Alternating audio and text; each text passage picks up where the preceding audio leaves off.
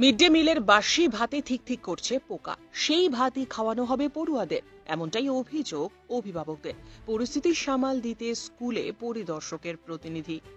এছাড়াও একাধিক বেনিয়মের অভিযোগ স্কুলের বিরুদ্ধে। যদিও স্কুল কর্তৃপক্ষের সাফাই, আগের দিন মিড ডে মিলের খাবার বেঁচে গেছিল, সেইখানে পোকা লেগেছিল, সেই ভাত পড়ুয়াদের দেওয়া হবে না। মালদার হরিশ্চন্দ্রপুরের গাং নদিয়া প্রাথমিক বিদ্যালয়ের এই ঘটনা ঘিরে ব্যাপক চাঞ্চল্য। সূত্রের খবর, সেখানে 9 জন শিক্ষক আছেন, যদিও 9 জন শিক্ষক অনিয়মিত, ফলে পড়ুয়াদের সঠিক দেখভাল হয় না। পরিস্থিতি জটিল। এজন্য কথা বলতে এদিন স্কুলে আসেন অভিভাবকেরা। তারপরেই দেখতে পান ভাতে পোকা। তখনই তারা ক্ষোভে ফেটে পড়েন। এই যে খানাটা না খিলাচ্ছে, একদম ভালো খিলাই না, একদম ভালো নাই, গান্দা খাবার খিলাচ্ছে, কিছু দাম বলছি ভাতে পোকা ঠিক করছে। এখনই দেখা গেল যে এই কলকার খানাটা আজকে কিভাবে করে একটাও ছেলেকে ভালো খিলাচ্ছে না। এই যে পোকা দেখলাম, পোকা, এই যে কলকার খাবার বাসি মাছ খাবে আমার ছেলে। এখানে পোকা আছে কিনা? পোকা আছে। এই মাস্টার, এই যে হেডমাস্টার বেঈমান আছে, হেডমাস্টার বেঈমান আছে। স্কুলের প্রধান শিক্ষক রঞ্জিত কুমার বর্মনের এ প্রসঙ্গে কি দাবি শোনাবো। চালে কোনো পোকা নাই, ওটা কালকের ভাত রাখা ছিল, মিস্ত্রি কাজ করছে আমার স্কুলে, তো ওরা গন্ডগোলের জন্য মানে না খেয়ে চলে গেছে, ওই ভাতটা পড়েছিল। বলছে ওই ভাতটাই নাকি খাওয়ানো হবে আবার গরম না করে? না, একদম এটা মিথ্যা হবে।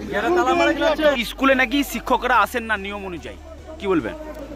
নিয়ম অনুযায়ী আসে, তো মাঝে মধ্যে যে কেউ শিয়াল নেই, এবার ইমার্জেন্সি কারো হয়ে গেল তখন চলে যায়। প্রচুর অভিযোগ, ঠিকঠাকভাবে মিড ডে মিলও খাওয়ানো হয় না, এমনটাও অভিযোগ করছে অভিভাবকরা। ডেলি এটা গার্জিয়ানকে না বলে যদি ছাত্রদের জিজ্ঞেস করে তাহলে বোঝা যাবে যে ঠিকঠাক খাওয়া হয়েছে। কতজন স্কুল শিক্ষক আছে এই স্কুলে? 9 জন। 9 জন কি প্রত্যেক দিনই স্কুল আসেন? প্রতিদিনই আছে। কতজন ছাত্রছাত্রী আছে? ছাত্র এখন 280। আচ্ছা, আমার নাম রঞ্জিত কুমার বর্মন, আমি এই স্কুলের প্রধান। এই ঘটনায় মধ্যস্থতার জন্য স্কুলে যান তৃণমূলের পঞ্চায়েত সমিতির সদস্য স্বপন আলী। অভিভাবক এবং শিক্ষকদের সঙ্গে তিনি কথা বলেন, যদিও সমগ্র ঘটনা নিয়ে ফের প্রশ্নের মুখে সরকারি স্কুলের ভূমিকা। না, আমরা কালকে একটা অনভিপ্রেত ঘটনা ঘটেছিল, একটা বাচ্চার মাথা ফেটেছিল, বাচ্চা খেলতে গিয়ে।